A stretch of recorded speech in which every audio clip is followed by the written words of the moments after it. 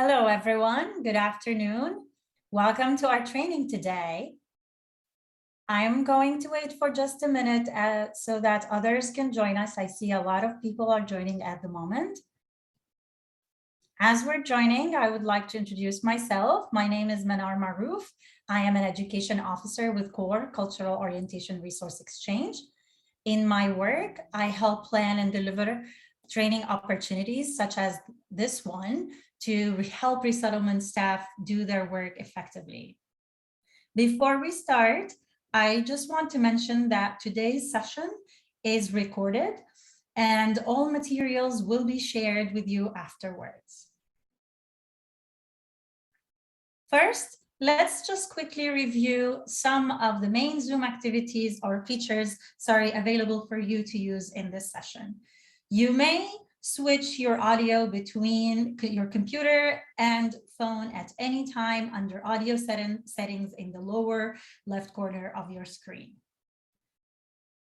We also welcome your comments throughout today's session. At the moment, the chat is deactivated, but we will activate that later in the session when we have questions for you.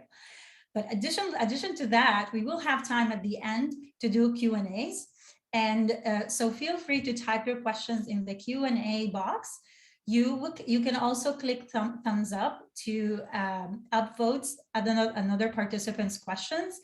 And we also review the questions you submitted during the pre-registration, and we plan to cover many of them during our training today.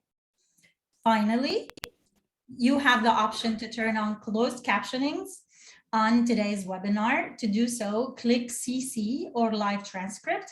You may choose subtitles or the full transcript. You also have options to change font size and other parameters. You may turn the closed captioning on and off at any time. And now I'll turn it over to my colleague, Rebecca, to introduce herself and today's objectives. Thanks, Manar. Hi, welcome everybody. Thank you again for joining us. My name is Rebecca Mulqueen, and I work on the Switchboard project as the program officer for learning and knowledge management. We're really excited to have such a large group with us today and to share more about our respective projects. So just very quickly, these are the learning objectives for our session today. By the end of the webinar, we hope you'll be able to describe how training projects like CORE and Switchboard can support you in your work, and that you can access free capacity building resources available via the CORE and Switchboard websites. So today's session is designed to introduce you to the world of technical assistance for refugee service providers. When we say technical assistance or TA, we know this can be a slightly confusing term. Really what we mean by this is just customized assistance, support, or training related to your work. So before we introduce CORE and Switchboard in more detail, I wanted to mention that we are not the only technical assistance providers in this field.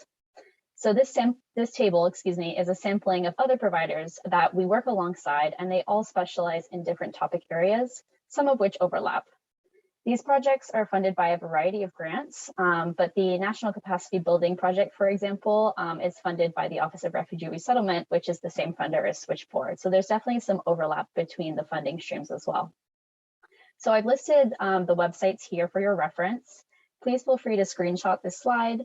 You can also revisit it on the webinar recording, as Manar mentioned, so you can learn more about each of them and the best way to get in touch if you feel you need support in any of these topic areas.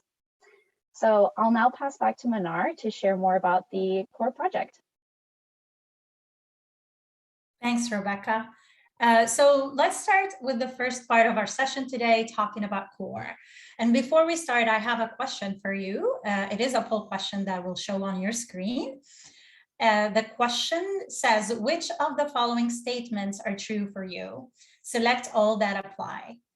A, I am new to refugee resettlement. B, I am familiar with the Cultural Orientation Resource Exchange CORE. And C, our organization uses volunteers or community sponsors for service delivery.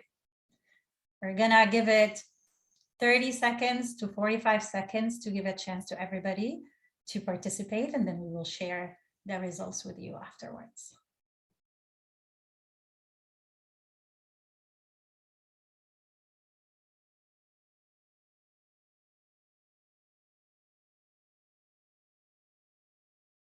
Great. Thank you, Rebecca, for sharing the results with us. So we have 70% who shared that they are new to refugee resettlement. Also, a lot of you've come to the right place. We have 30% who said that they're familiar with cultural orientation resource exchange. Great, you will learn more about us today. And 40% mentioned that your organization uses volunteers or community sponsors. That's really great for us to know that this training will be helpful for you. So let's start, before we move on, let's start talking about cultural orientation. So what is cultural orientation? So cultural orientation provides refugees with the vital knowledge, skills, and attitudes needed to adapt to their new lives and achieve self-sufficiency. It is an iterative process that begins overseas and is continued once refugees arrive in the United States. Refugees will hear the same information many times during this process. And throughout our presentation, you'll experience firsthand some of the strategies used by CO providers to deliver CO messages in an engaging manner that enhances information retention amongst refugees. And Rebecca, thank you for sharing about cultural orientation link in the chat for anybody who would like to learn more. Now, let's consider this scenario. As a result of climate change, all of the humans on Earth have become refugees. You have fled to a new life-sustaining planet called Vulcan. Vulcan is hotter, more massive planet than Earth, made of desert and mountains with interspersed seas. Vulcan is inhabited by Vulcanians. When you arrived, you are asked to attend cultural orientation to learn more about your new home. My question to you is, what do you think you would need to learn in order to feel, or what would you expect to learn during cultural orientation? And the chat is now active, so you should be able to respond by clicking on the chat bubble icon. What topics do you expect to learn about? What information do you think you're going to learn about? Language, community, how to protect yourself, how to be physically safe, cultural expectations, money, food, how to survive. Thank you so much. These are all correct answers. Exactly. Weather patterns. Thank you. And your rights and responsibilities. Great. So there are many new things you need to learn, and cultural orientation is the place for that. And as a former Somalian refugee, I interviewed on a panel last year about this experience with CO said, and you'll see it on the next slide, that America is like a house, and cultural orientation is the key to open the door. And that is an exact description of what CO is. Now, we're going to learn more about the topics that are included in cultural orientation. And you will find that on the screen. All these icons represent topics. If, for instance, the first one on the left is about traveling to the US. If the refugee is still abroad, learning about the resettlement agency, education, immigration, housing, healthcare, money management, transportation, learning English, family dynamics, all of that. All of these are topics that are covered in cultural orientation, and refugees learn that information multiple times during the resettlement journey, once before they arrive and after they arrive to the US. Now we know more about cultural orientation objectives and indicators, which means the topics that need to be covered. Let's learn a little bit about CORE. Next slide, please. And in order to do so, we're going to watch a video to introduce CORE to all of you. Are you new to refugee resettlement? Looking to learn new skills? Or supervising others? The Cultural Orientation Resource Exchange is here for you. CORE connects and supports resettlement staff globally to deliver effective cultural orientation to refugees coming to the United States. From pre-departure to arrival, refugees have a lot of information to learn and navigate. In response, CORE provides resettlement staff with teaching tips, course materials, and trainings. And for refugees, CORE delivers reliable translated resources on getting started in America. All of this is with one goal in mind: providing refugees with the tools they need to achieve self-sufficiency.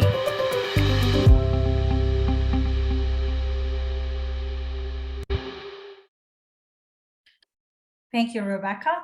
As noted in the video, CORE is funded by PRM, which is the Department of Population, Refugees, and Migrants, and we serve those operating overseas to process refugees through US RAP, which is the United States Refugee Admissions Program, and for those serving clients upon arrival through RMP, which is the Resettlement and Placement Program. We are a team of 13 individuals with various experiences in refugee resettlement and technical expertise in capacity building, training, knowledge management, research and learning, and with digital initiatives.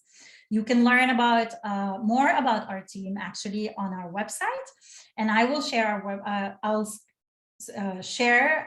my screen to show you our website in a minute to show you more what resources we have for both refugees and service providers. All right, so like I mentioned, we have different resources that we work directly with cultural orientation providers overseas and domestically, and indirectly we serve refugees through the creation of resources and digital platforms that support understanding of key cultural orientation messages. And now I will share my screen to tell you in more detail what I mean with that. Thank you for your patience in the meantime. Perfect. So this is our website, coresourceexchange.org. And then here you can learn about CORE, and then you can learn about cultural orientation. And here you will learn about the refugee support centers overseas and what kind of cultural orientation they provide, and resettlement agencies and domestic cultural orientation. If you are a service provider, you can learn here about our online courses and webinars.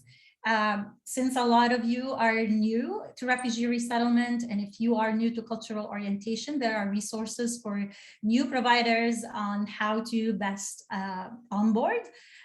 Working effectively with interpreters. We have resources on teaching remotely and effective practice series on a lot of topics that you can see here. And then for you to teach cultural orientation, you will find the curriculum and lesson plans. We have an activity bank on all of these topics. We have assessments, and we have more resources from other organizations that do this type of work. I'm going to scroll down to the bottom to show you our refugee-facing resource and website called CORE Resettlement Navigator. As you can see, there are 13 languages here. We are currently working on Pashto to add to these languages. If we click on English, you will find the US RAP program, which is cultural orientation overseas, if you want to have a look and learn more about it. But here you can click here to go for cultural orientation for refugees. These are all the topics that I mentioned earlier. If I click on employment, you will find the same resource in multiple media, and that was done on purpose so that we can reach clients who are less digitally literate, or who may not be literate at all. So you can read, clients can read, refugees can read, they can listen to a podcast, or they can watch a video. And as you can see, these are very clear tips on how to work, the work culture in the US, what the work culture in the US is, and employment rights and responsibilities, and so on and so forth. Our other refugee-facing resource is our Settle In app. You can find the Settle In desktop and the Settle In app. You can help clients or refugees download that, and it's available in multiple languages. And we recently added the Spanish language. The last thing I want to share with you here, if I can move this, is another resource, which is our Settle In Facebook page. This page is directly for Afghan arrivals. Anybody, all Afghan arrivals can actually go to this page to get information in English and sorry, that's Settle In. I'm sorry about that.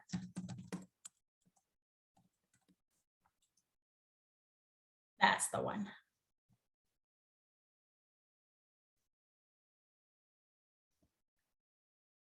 I had the page open earlier. Sorry about that.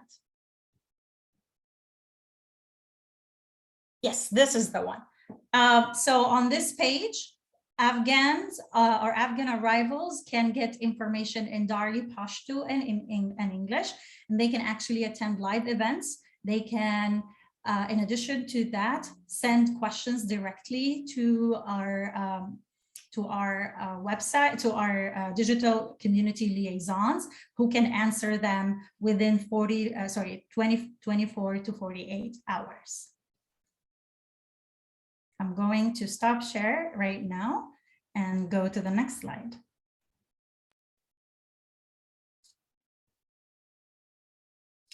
That was all from me.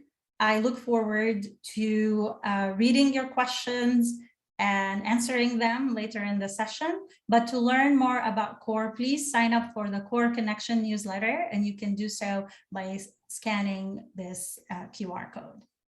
And I will hand it over to Rebecca. Thanks, Manar, for sharing so much about the CORE website, Settle In. They have so many great resources, both for cultural orientation providers and new arrivals themselves. I'm just going to give a couple minutes or seconds actually for anyone who wants to scan this QR code on the slide. We can also share a link to the CORE newsletter sign up page in the chat, and a lot of the links that we are sharing in the chat will also be sent via email to everyone who registered for today's training. So I'm going to move into a brief overview of the Switchboard project now. I also have a quick poll for you guys, so I'm just going to launch that now. This poll is asking if you have engaged with Switchboard in the past. I know a lot of you from the previous poll are new to the field of refugee service provision, so maybe you've never heard of us, or maybe you've come across us through your work already. So I'll just give maybe 30 seconds. Let us know if you have interacted with us through any of these options. It'll just give us a sense of how we're reaching people at the moment, where we could try and improve.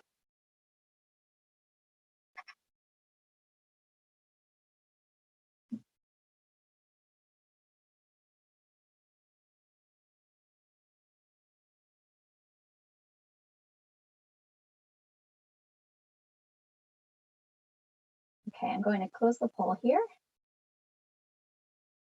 So it looks like the majority of you, 50%, have not yet interacted with us, which is actually a good thing because it means you've come to the right place to learn more about the project and how we can help you with your work. Some of you have interacted with us. It looks like 36% have participated in a training, maybe similar to this one, a live webinar. 19% have accessed our resource library, and some smaller numbers have accessed our blog or visited other parts of our website. So thank you guys for participating in that.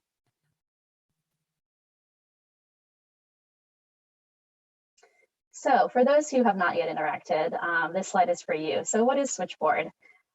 Switchboard launched in November of 2018, and we are fully funded by the Office of Refugee Resettlement, or ORR.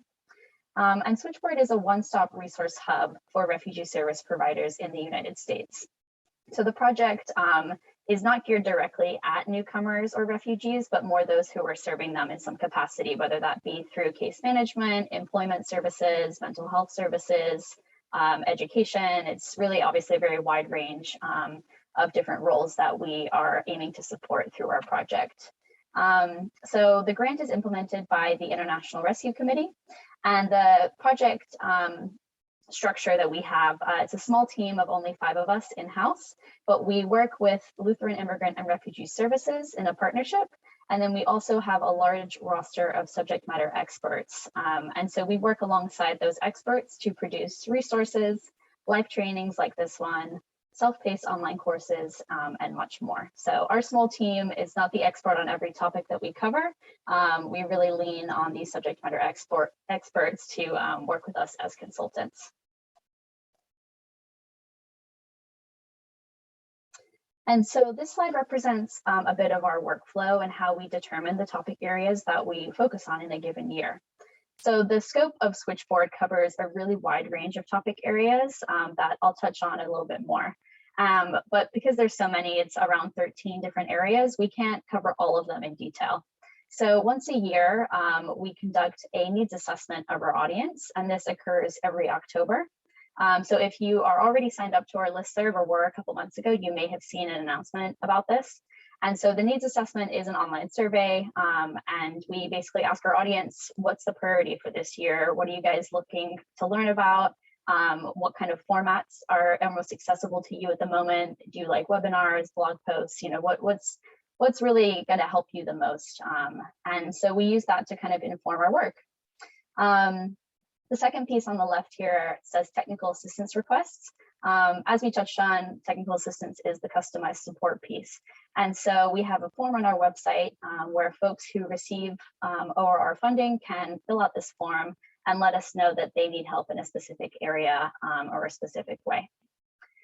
And then lastly, we have a national advisory panel. So they guide us and inform us of priorities they are seeing from direct service providers. And at the moment, that panel is focused on mental health and wellness, because over the past few years that Switchboard has existed, that's been a very consistent area of priority that we've seen from the field. And so then the right side of this slide is how we would respond to the needs that we're hearing. So I'll share more about the learning opportunities, the resource library, and TA. But as you can see, it's a pretty diverse range of, I guess, products and deliverables that we try to produce so that we're really meeting people where they're at and where they have time to, you know, invest in the resources. So I'll start by talking about some of the learning opportunities. You guys are already attending a webinar, so you found us somehow. We do produce one webinar, at least one webinar every month, sometimes more frequently. They are always public. We announce them usually via our listserv, an email listserv, and we host them on Zoom, like today's training. We host 2 certificate courses every year. These are a more in-depth training opportunity, and they are only open to ORR-funded organizations. But those who are interested, they will apply in groups via a form we would create. And then we will review those applications and accept a number of groups into the course, depending on the capacity of the facilitators. And so these courses are usually about 4 to 6 weeks in length, and they include multiple webinars, office hours with the facilitators, and then individual and group homework assignments as well. So last year, the 2 courses we hosted focused on mental health and psychosocial support and monitoring and evaluation. And if you are interested in these learning opportunities, I'll be sharing information for newsletter sign up, of course, but some of these opportunities that are application-based, we also occasionally will offer some in a public forum as well. Lastly, I'll just mention our e-learning modules, which we also host on our website. So these are self-paced and they are also publicly available. The only barrier to accessing them is to create an account on our website, which is very easy to do. And all you have to do is sign up with your email address. The e-learning courses, we produce 2 per year. They vary in length, but typically will take a couple hours of time. And they are built so that users can pause and resume them at their own pace, depending on how busy they are. And we also host a lot of courses that are created by other organizations that we think would be useful to our audience. So Manar is going to share the link to our course page where you can take a look at the the full range we host at the moment. So yeah. And then just, oh. Sorry, I just said done. Thank you for sharing that. So I just wanted to quickly share, this is a slide just showcasing some of our recent webinars to kind of give you a sense of the range of topics that we cover. Our most recent webinars have been focusing on the Afghan newcomers because we're obviously seeing a lot of feedback from the field about wanting to learn more about that population and how to serve them. So yeah, just to give you a quick sense of the diversity of trainings that we're putting out. I have another quick interaction for you guys. This is through Slido. So we want to get a sense from the audience what topic areas you think service providers like yourselves would find most beneficial in the coming months. So if you haven't used Slido before, you can use your phone to scan this QR code and it will open a page where you can type an answer to this question. You can also go to slido.com on your computers and just type in that 6-digit code on the bottom left and also participate that way. So I'll just give a few minutes for you to open the page and type in any answers.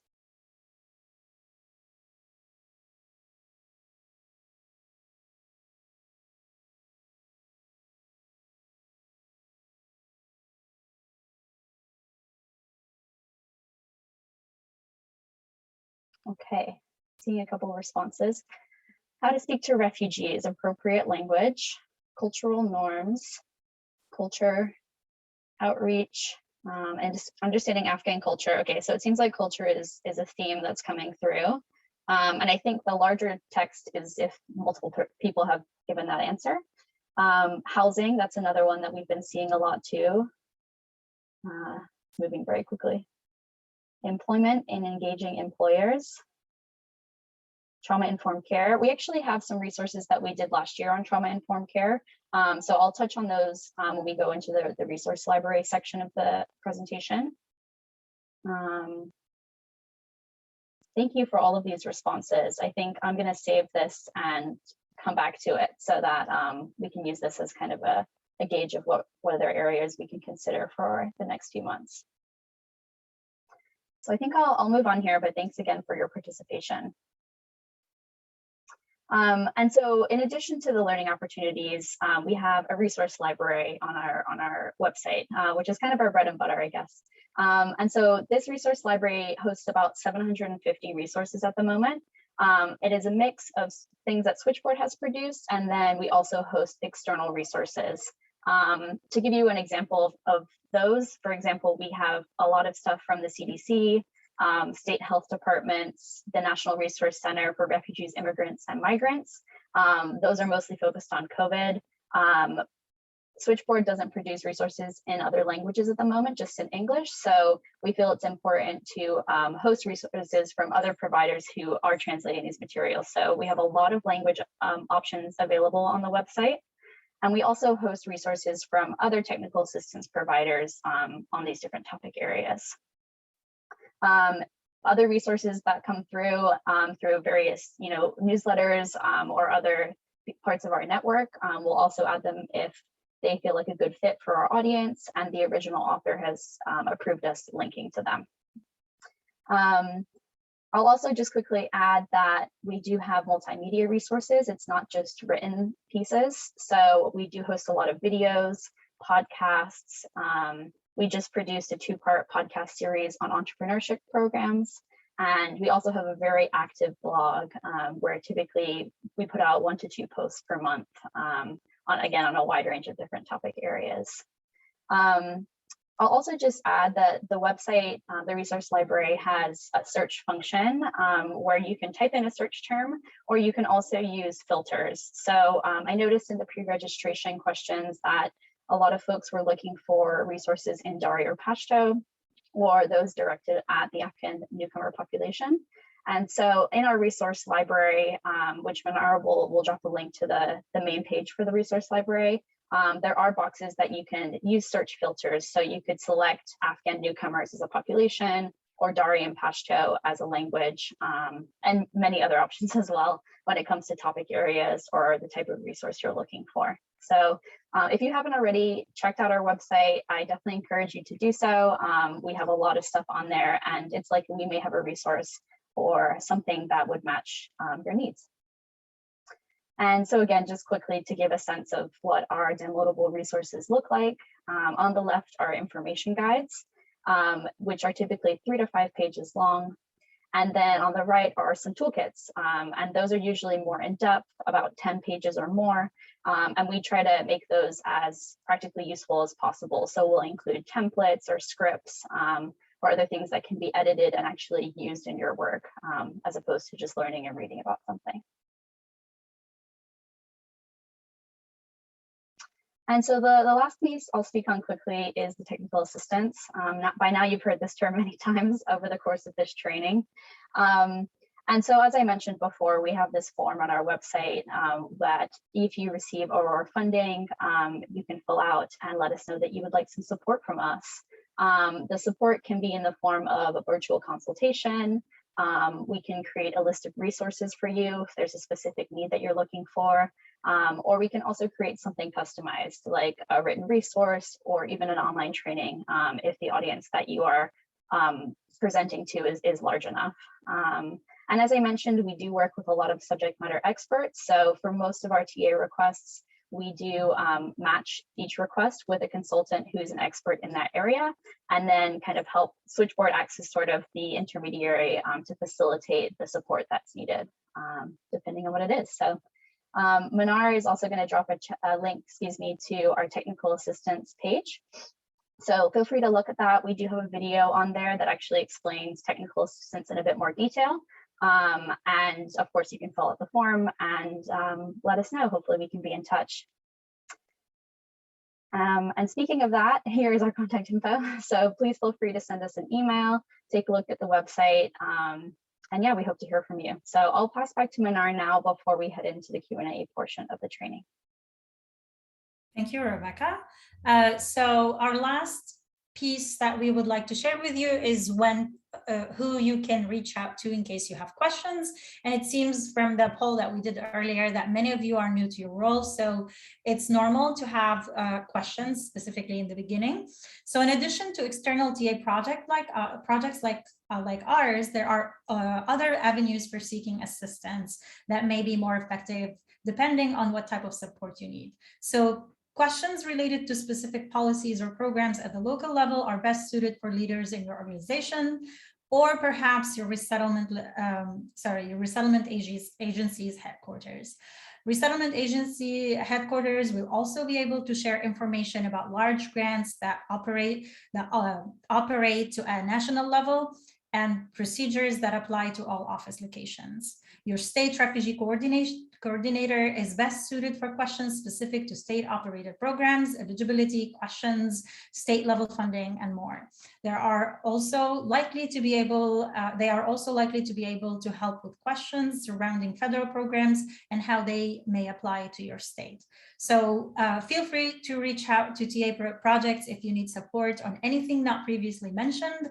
We can always connect you to your state refugee coordinator or someone else who is better suited to help you if your need is outside of our respective scopes. Now we are going to answer your questions. So if you haven't already done so, please feel free to ask questions in the question and answer box. And Rebecca, would you like to start, or should I start? Do you want to take some of the questions from the pre-registration that we had seen? Yeah, sure. We received a lot of questions regarding how to be culturally responsive with regards to the new Afghan arrivals, or cultural responsibility, cultural humility, how to understand more about the parolees. And we want to share that we have the resource, just the resource for you. At CORE, we developed an Afghan backgrounder, and I'm going to share the link in this in the chat so that you can have access to it.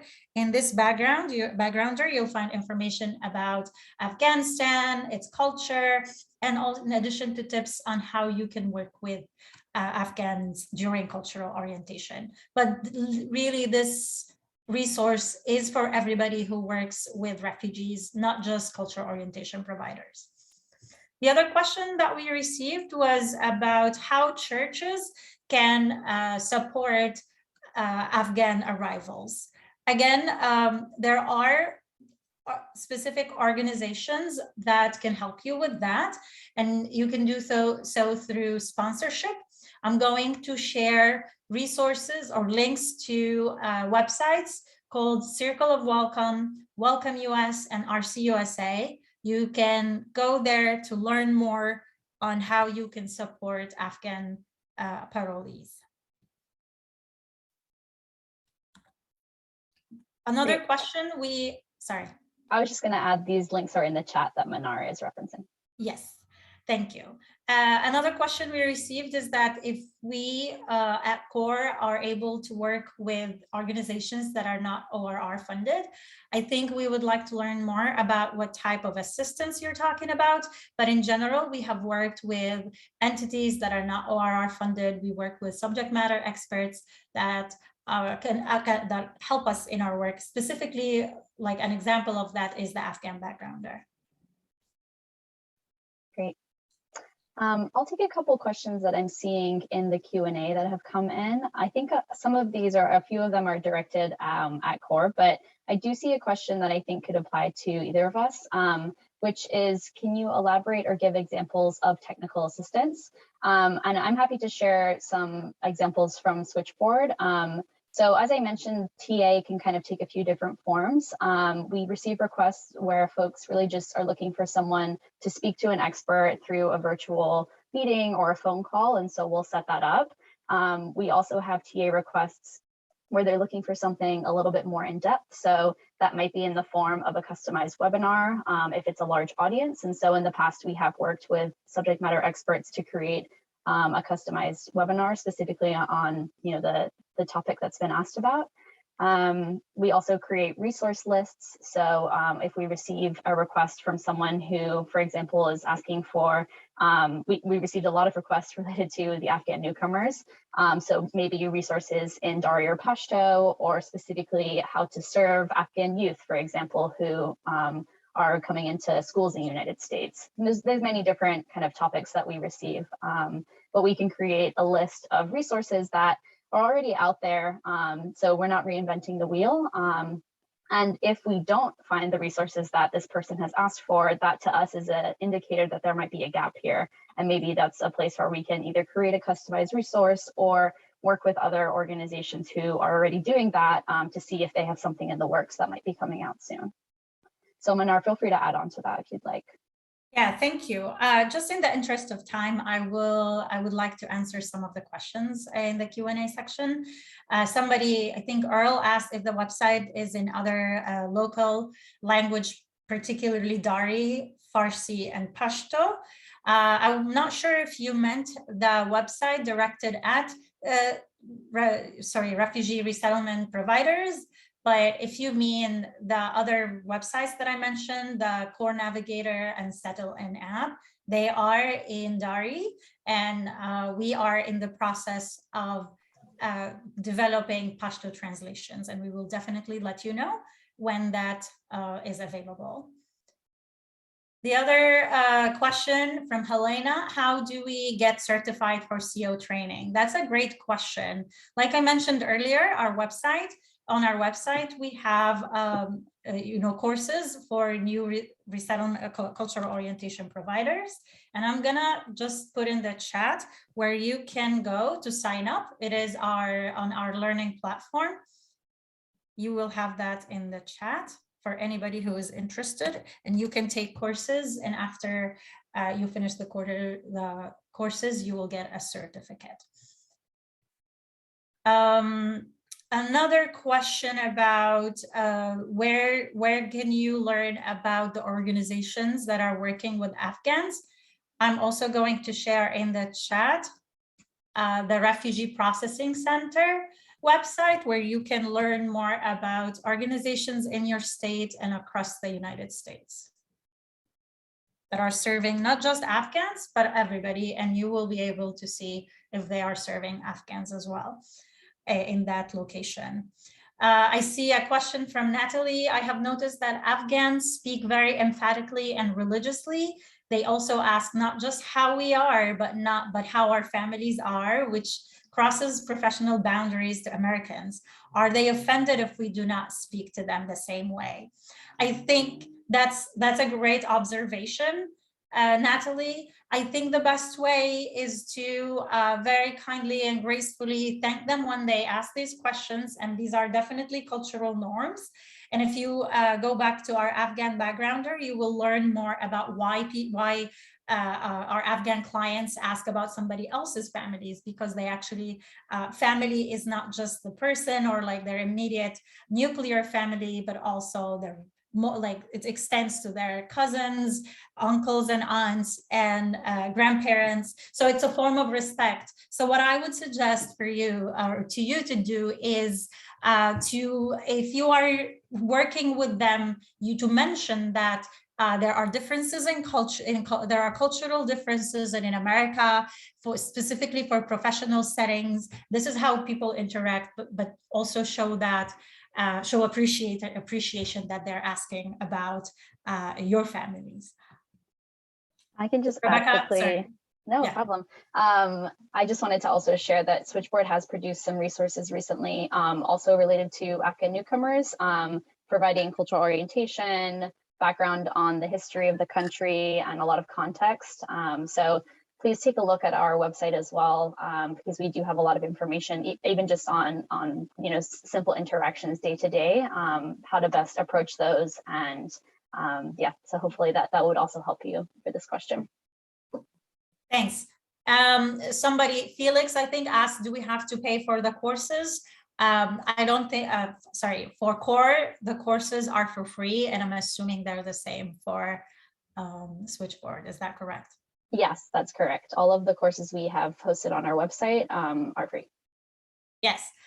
We have another question about Afghans always offer me food when I visit them. I prefer not to eat, and in light of COVID, I think this is correct. How can I refuse without insulting them? Again, it all goes back to showing gratitude and thanking them, but at the same time, say why you don't feel comfortable. I'm seeing that a lot of the questions are related to culture and cultural differences. These are very important topics that affect relationships, and we want to build strong relationships with our clients. So thank you so much for bringing those questions. I think we have 2 minutes left. Do you want to answer any questions, Rebecca, before Sure. we finish? I see one question that asks if Switchboard is able to provide TA to an office which works with immigrants and refugees, but is not a resettlement agency or ORR funded agency. So the short answer is no. However, I will say if your office receives funding from ORR, even if it's for a specific program, that would still qualify you to receive assistance from Switchboard. And if you're not sure, please feel free to send us an email, and we can definitely talk through it and determine if you're able to receive TA or not. But thank you for the interest as well. Just taking another look. I think a lot of the specific questions about interacting related to mental health or specific population this webinar is probably not the best avenue for us to address some of those. So I definitely, as we've been saying, recommend that you take a look at our websites or just send us an email if you can't find what you're looking for on our respective websites, and we can definitely send you in the right direction.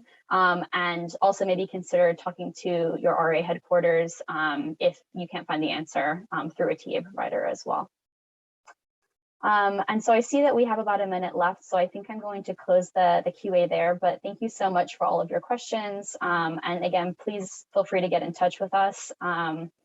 So as you saw in the beginning, these were the learning objectives. We hope that you now feel that you are well acquainted with our projects and you know how to access our resources. We do have a quick feedback survey that we'd love for you to complete. The survey will ask you if you feel you've achieved these learning objectives, and it takes less than a minute. It's really helpful to us in improving our trainings going forward. So Manar is going to drop the link in the chat, and depending on how you join the webinar, it may already be open in your browser. Lastly, you'll also be receiving all of the links we shared via email, including to the survey. We will also be sharing the recording and a PDF of the slides with everyone. So if you missed a piece of the webinar or we went too fast or whatever, no worries, you'll be able to access everything online later, probably next week. So thank you again so much for joining us today. We hope you learned a lot, and we hope to be in touch. Thank you very much.